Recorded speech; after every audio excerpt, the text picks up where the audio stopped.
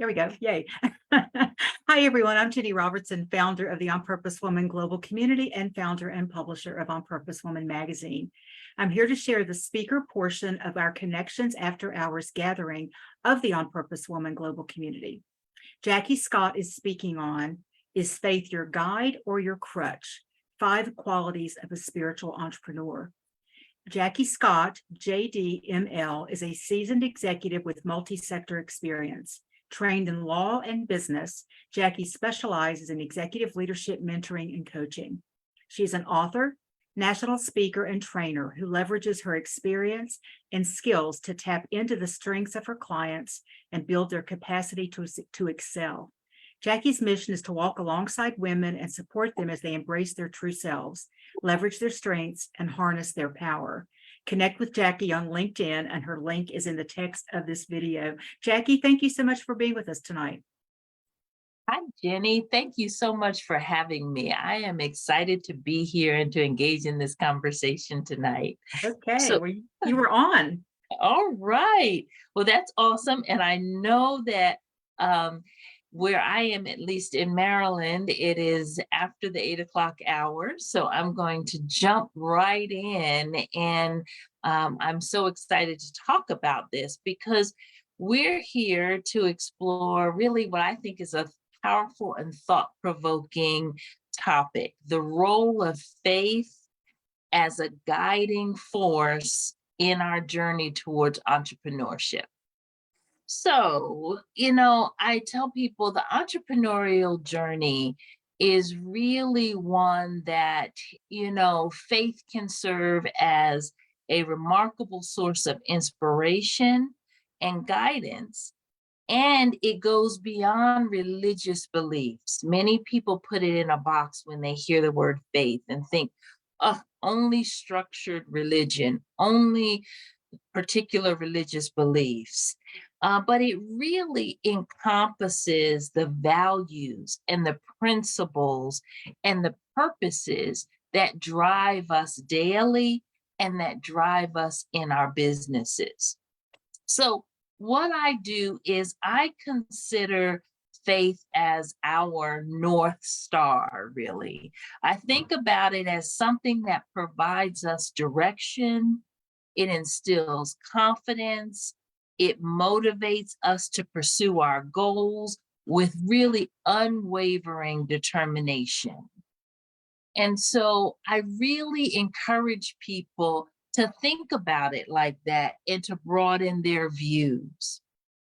So as we do that, I want to give people an example of what that really looks like.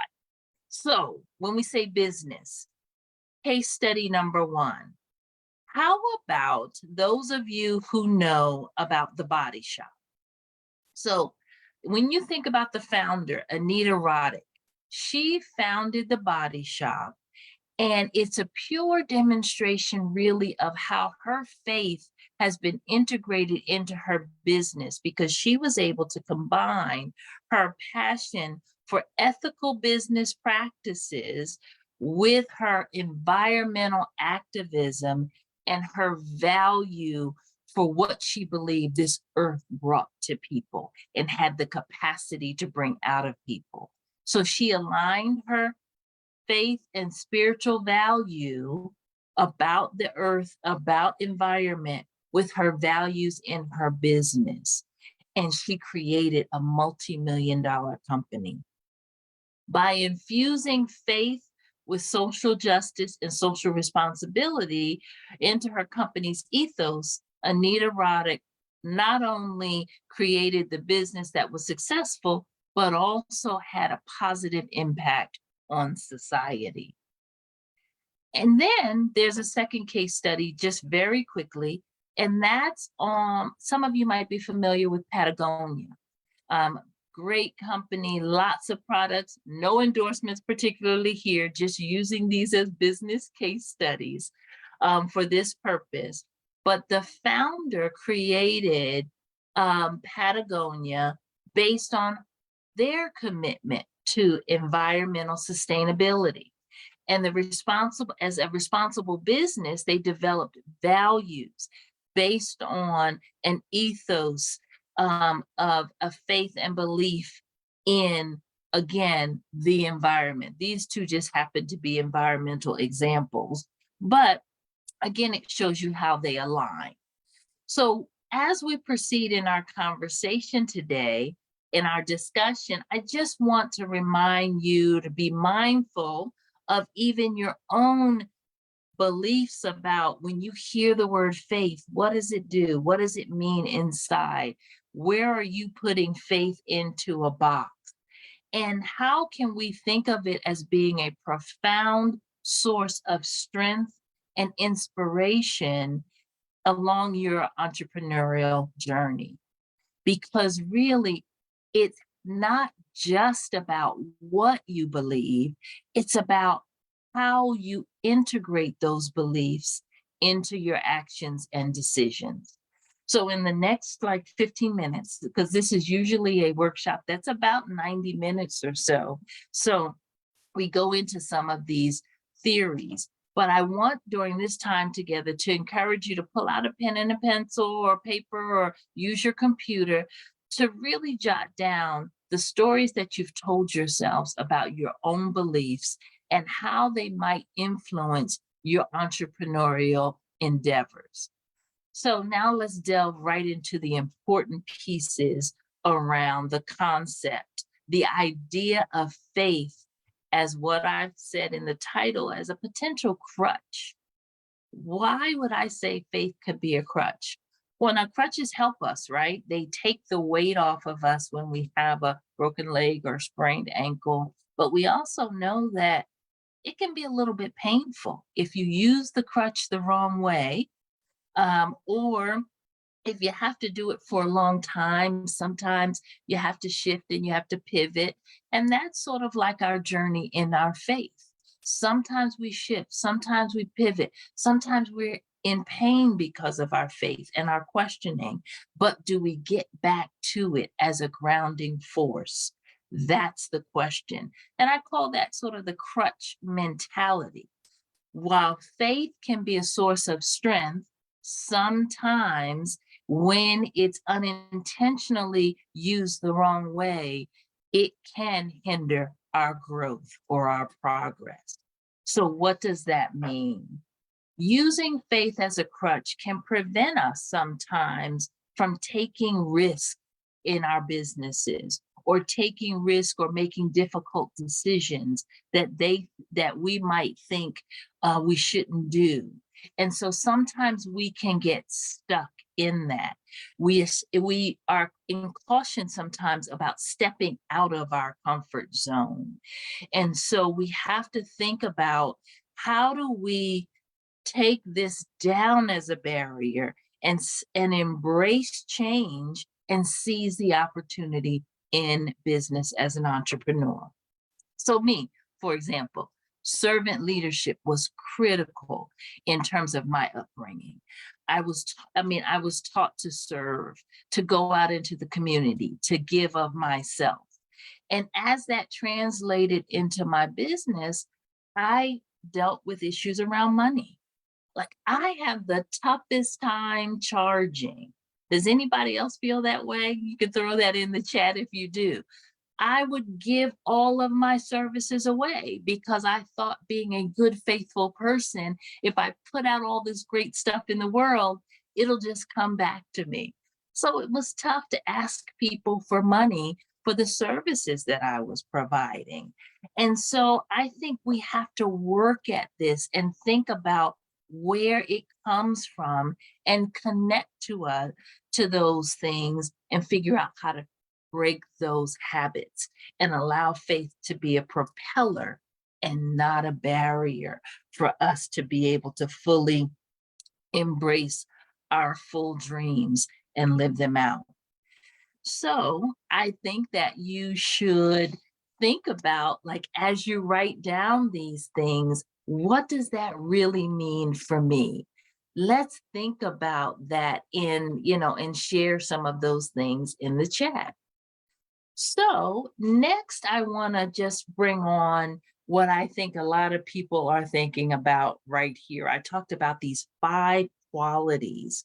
What are these 5 qualities, and how do we reflect on these 5 qualities as they relate to our business? So, the 5 qualities that we want to explore, I'd like to ask you to think about them as pillars. Pillars that can empower individuals to excel in both your business endeavors and in your own personal growth. So, these qualities are authenticity, resilience, vision, compassion, and adaptability. So this evening, we won't have a chance to go into depth into all of them, but I'll just give you the highlights of how each of them relate.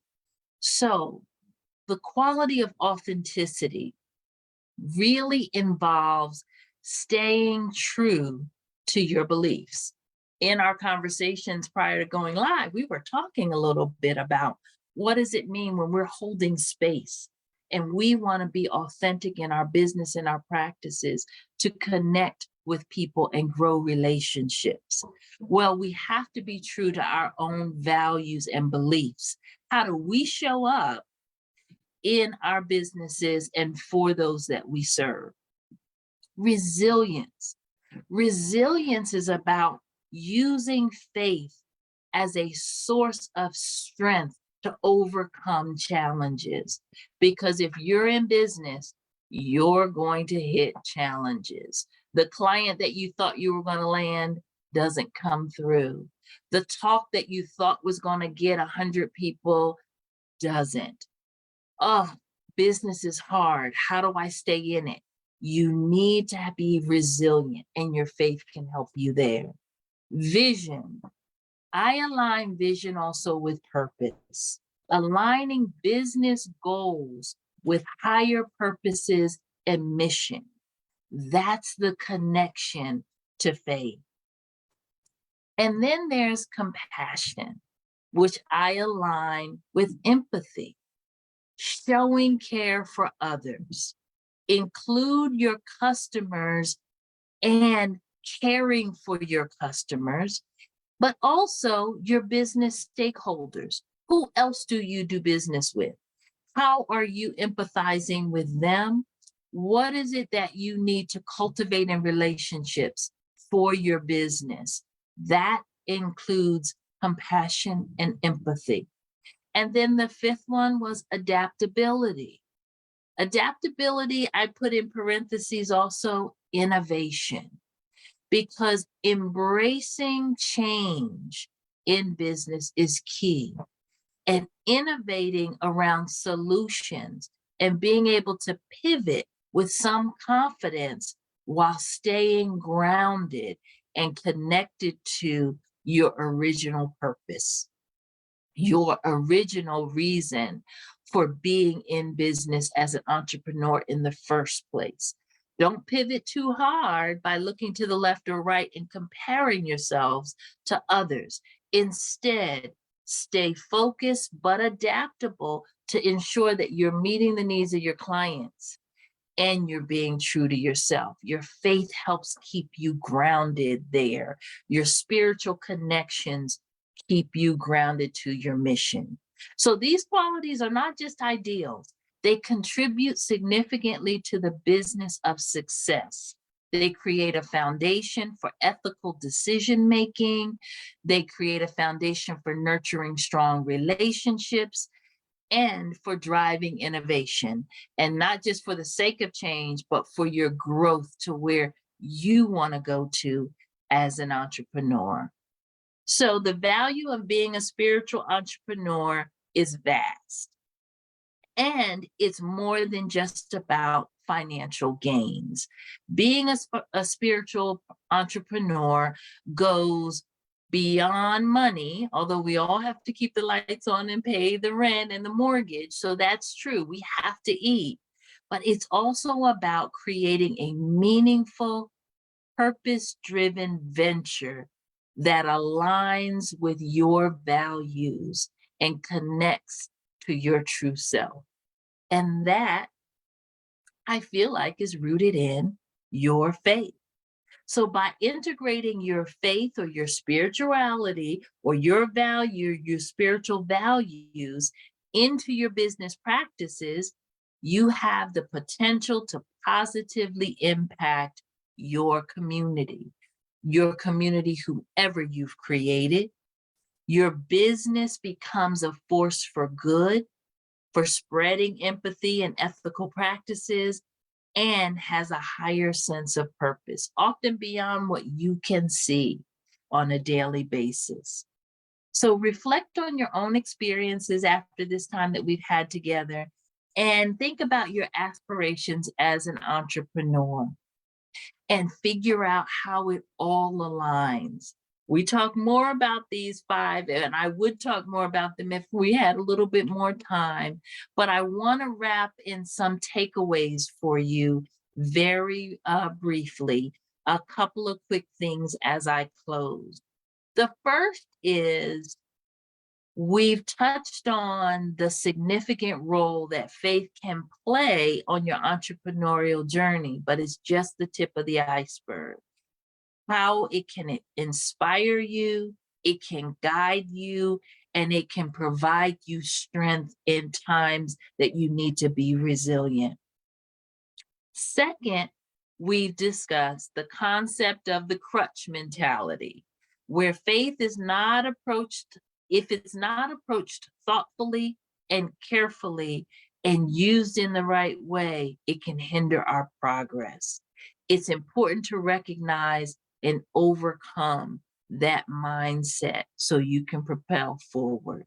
And then lastly, we've introduced those 5 essential qualities to be a spiritual entrepreneur: authenticity, resilience, vision, compassion, and adaptability. These qualities form the bedrock of your journey towards becoming a successful, purpose-driven entrepreneur. So my goal tonight was to encourage and empower you to leverage your strengths and embrace your authentic self, and to harness the power that's already inside you. Because I believe that embracing these qualities of a spiritual entrepreneur, by doing that, you will be equipped to navigate all the challenges and all the meaningful opportunities that come your way, and to be able to leave a lasting impact on those that you serve in your entrepreneurial journey. So I know that was a lot. I probably just touched on the iceberg, but Jenny, I don't know if we still have time for a couple questions. I would love to open it up, or reflections, if we have a few moments to do that. Well, Jackie, I'm going to stop the live in just a minute, and we'll take some questions off camera. But I want to ask everybody here with us on Zoom to unmute yourself so we can applaud and woohoo for Jackie doing this great, great talk. So everybody, let's give her some applause. Awesome. Thank you. Good job, Thank you Jackie. Thank so you. And I much. didn't say, oh my gosh, we are going, and I forgot, we're all taking questions off, but those, I know you'll provide the information, but if people did have questions on Facebook that I didn't get to, I'll check those chats. And I also am happy to try to answer them at Jackie Scott Enterprises at gmail.com. Jackie, so thank you so meaningful. much. And thank anyone who's watching this either live Thank or you, everyone. replay, Thank you. or the replay on our YouTube channel. So I invite you to check us out here to get information about one of our 9 free Zoom gatherings, or we do in-person meetings in Columbia, Maryland, Richmond, Virginia, and Tallahassee, Florida. You can comment, or you can just go to my website, opwgc.com, and find out all about our community. Thanks for watching, everyone. Thank you. Thank you